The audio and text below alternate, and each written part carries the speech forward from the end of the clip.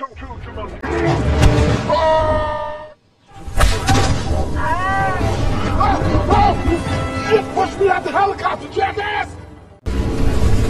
persatu para bawahan Van Pelt berhasil dikalahkan. Kini mereka berempat harus melompat ke dalam air guna menghindari sisa pasukan. Namun aksi pengajaran barusan berhasil membuat Martha tertembak. Ia pun tewas dan spawn ulang seperti yang terjadi kepada Bethany sebelumnya. Dari kejadian tersebut juga, kemudian Spencer kembali menyadari kalau kemunculan 3 tato yang ada di lengan mereka adalah bernyawa. Jika ketiga bar tersebut hilang, mungkin saja mereka akan tewas atau terjebak di dalam game selamanya. Tidak mau kalau sampai kemungkinan paling buruk itu terjadi, Bethany langsung mengajak mereka pergi ke kota Bazaar yang ditunjukkan peta dan mencari bagian yang hilang di sana. Di sisi lain, Van Pelt yang mengetahui kalau ia kedatangan para player Jumanji yang ingin mengembalikan permata Jaguar, memerintah burung penjaga untuk mengikuti mereka sampai di kota. Di tengah perjalanan menuju kota Bazaar, Martha dan Bethany saling bertukar pendapat mengenai diri mereka masing-masing. Dan hal tersebut membuat Martha sedikit percaya diri untuk mencari teman. Sementara Spencer dan Fridge, ini mah emang bocah berantem mulu. Fridge masih menyayangkan kalau dirinya dihukum karena Spencer. Padahal yang Spencer lakukan adalah untuk membantu temannya sendiri. Terus akibat kekesalan Fridge juga, satu nyawa bar milik Spencer harus hilang sia-sia. Namun pada akhirnya Spencer berhasil melerai perkelahiannya sendiri dengan berkata kepada semuanya, kayak gini nih, suka atau tidak suka kita dalam keadaan sekarang, kerjasama dibutuhkan untuk menyelesaikan segalanya. Untuk terus menjaga stamina, Bethany memakan sebuah kue yang ia anggap sebagai roti. Hal tersebut membuat Fridge juga ikut memakannya. Dan setelah ditelan, ia baru mengetahui kalau ini adalah sebuah kue. Nah, seperti yang kita tahu, kalau kelemahan Fridge adalah kue, tubuhnya pun secara mendadak meledak. Tapi tenang cuy, Fridge masih bisa spawn ulang, dan kini masing-masing dari mereka adil, tersisa 2 bar nyawa. Di tengah kericuan mereka, datang seorang bocah NPC menyambut Spencer. Dia mengantar mereka mencari bagian yang hilang yang berada di dalam sebuah keranjang rotan. Sebagai karakter utama di dalam game, Spencer memberanikan diri membuka keranjang itu. Dan tanpa ia ketahui, muncullah seekor ular yang menyambutnya. Dengan sigap, Spencer langsung menangkap ular yang tiba-tiba melompat ke arah Martha. Nah, sebagai ahli perhewanan, Fridge juga membantu Spencer mencabut taring ular demi melumpuhkannya. Dan di saat yang bersamaan, Bethany mendapatkan sebuah pion gajah yang terbungkus kertas.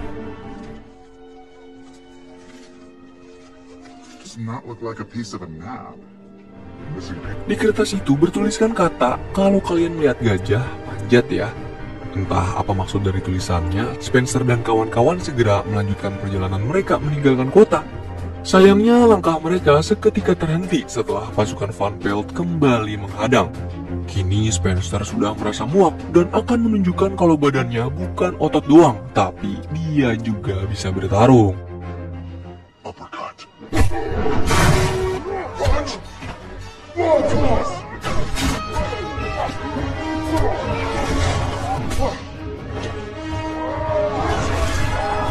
Di penghujung pertarungan, Van Pelt menunjukkan diri di hadapan Spencer. Dia juga meminta permata Jaguar untuk dikembalikan kepadanya. Saat Van Pelt bersama pasukan akan menembak mereka, tiba-tiba bom asap datang dan menutupi pandangan Van Pelt. Memanfaatkan kelengahannya, seorang pemuda lain langsung mengajak mereka berempat untuk pergi ke tempat persembunyian melalui jalur yang dipenuhi oleh jebakan. Dan ternyata cuy, dia adalah karakter dari player pertama yang bernama Seaplan. Dia ini merupakan seorang pilot, sang ahli penerbangan.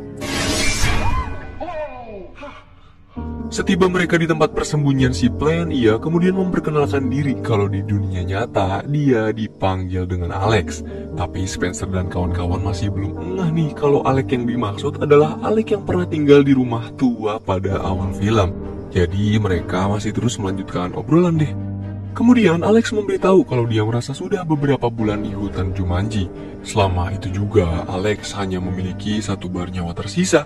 Alex mengaku tidak bisa keluar dari hutan Jumanji sebab pesawatnya diambil Van Pelt dan dikunci dalam gudang miliknya.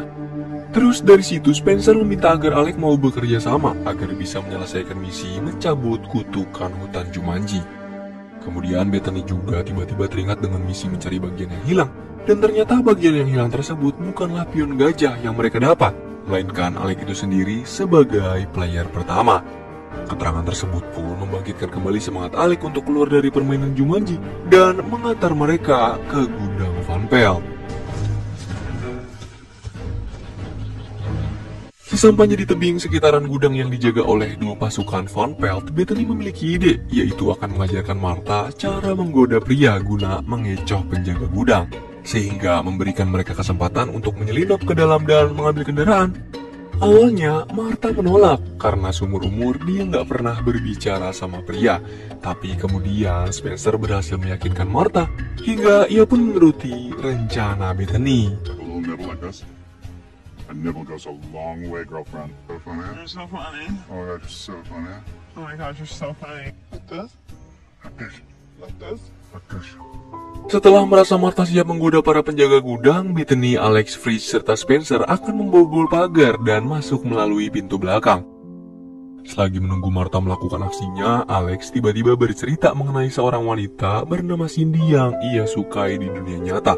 Menurut Alex, Cindy itu adalah wanita yang lincah dan petakilan. Nah, dari cerita Alex, lalu Spencer menyadari kalau Alex mengira ini masih pada tahun 1996. Padahal di dunia nyata, Cindy sudah tua dan umurnya terlampau 20 tahun di atas mereka berempat. Dan dari situ, kita bisa menyimpulkan kalau terjebaknya Alex di hutan Jumanji bukanlah beberapa bulan, melainkan puluhan tahun. Spencer juga baru sadar kalau nama belakang Alex adalah Freaky. Dia merupakan anak yang tinggal di rumah tua dan dikabarkan menghilang.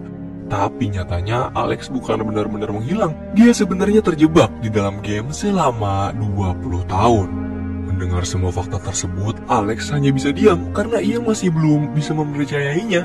Dan Alex juga memiliki untuk melanjutkan rencana mereka agar bisa cepat keluar dari hutan Jumanji.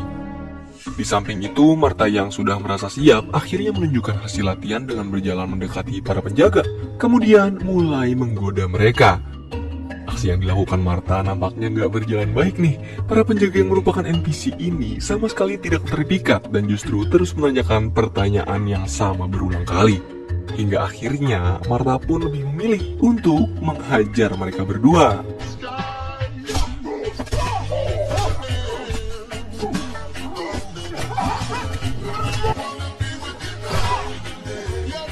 Memanfaatkan kesempatan tersebut, Spencer dan kawan-kawan segera menyelinap ke dalam gudang.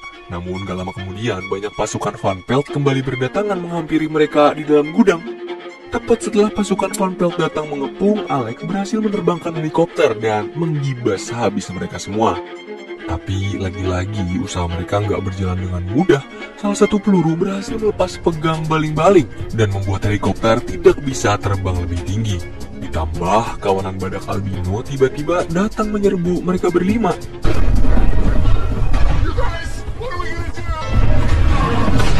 Gak ada pilihan lain cuy, Spencer berinisiatif ngebenerin pegangan baling-baling secara manual, meskipun para badak terus menghantam helikopter. Namun sialnya lagi, permata jaguar yang disimpan Fritz justru terjatuh. Alex pun dengan sigap memutar kemudi helikopternya untuk kembali mengambil permata jaguar, yang mana permata tersebut sedang dikelilingi oleh kawanan badak albino. Dengan cepat, Spencer berhasil memikirkan cara mendapatkan kembali permata jaguar. Ia mendorong Fritz dan mengorbankan satu bar nyawanya untuk mengalihkan perhatian kawanan badak albino.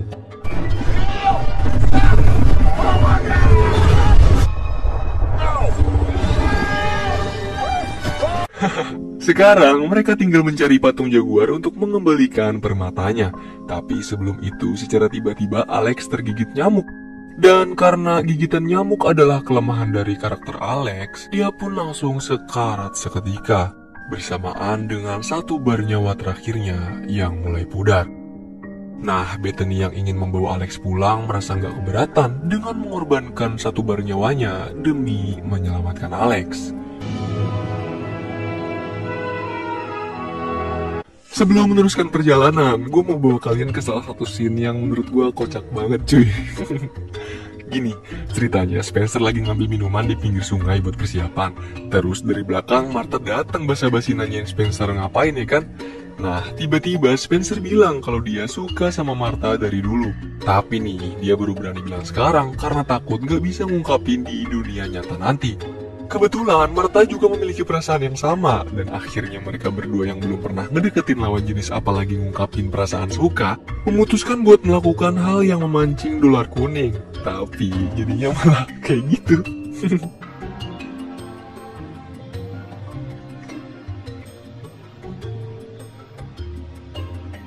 Tidak jauh dari tempat peristirahatan, Bethany menemukan patung jaguar melalui peta di tangannya. Dan di situ juga udah ada burung penjaga milik Van Pelt yang langsung melapor. Ini merupakan tingkat akhir dari game Jumanji. Spencer pun berinisiatif akan melakukannya seorang diri. Tapi baru banget memanjat salah satu pohon, Spencer justru dikejutkan oleh seekor tupai.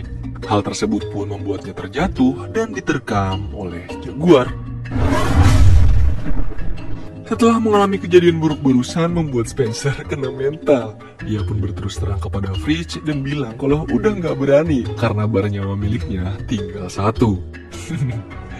Namun Fridge berhasil meyakinkan Spencer dengan berkata kalau kita memang hanya hidup sekali. Sekarang tinggal bagaimana cara kita menggunakannya. Di penghujung obrolan tiba-tiba mereka didatangi oleh pasukan Van Pelt. Di sini, Fridge kemudian menyusun rencana dengan memanfaatkan Bethany, Alex, dan dirinya untuk menjadi pengalih perhatian hewan buas selagi Spencer menelusuri jalan setapak menuju ke patung jaguar. Sementara Martha bertugas menahan pasukan Van Pelt sebisanya. Namun sayang, usaha mengalihkan perhatian hewan buas digagalkan oleh Van Pelt. Ia memerintah hewan-hewan tersebut mengejar Spencer yang hampir berhasil sampai ke patung jaguar, kemudian menghadangnya. Van Pelt juga menawan Bethany dan memaksa Spencer memberikan permata jaguar. Di sisi lain, Fridge yang kita tahu adalah ahli perhewanan berhasil menjinakkan seekor gajah. Dan ternyata dialah yang membawa permata jaguar tersebut.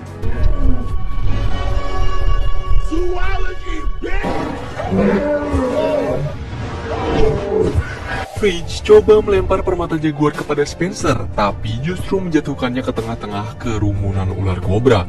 Dengan sigap, Martha segera melompat-lompat untuk kembali mendapatkan permata tersebut, disusul oleh Van Pelt dari belakang. Martha yang berhasil mendapatkan permata jaguar kemudian merelakan satu bar nyawa miliknya agar ia bisa spawn dari atas dan memberikan permata jaguar kepada Spencer yang saat ini sudah lebih dulu sampai di kepala patung jaguar. Lalu, dengan mengingat pesan dari NPC sebelumnya yang menyuruh mereka untuk meneriakkan kata Jumanji sesaat setelah berhasil mengembalikan permata jaguar ke tempatnya, akhirnya mereka berlima pun berhasil mengakhiri permainan.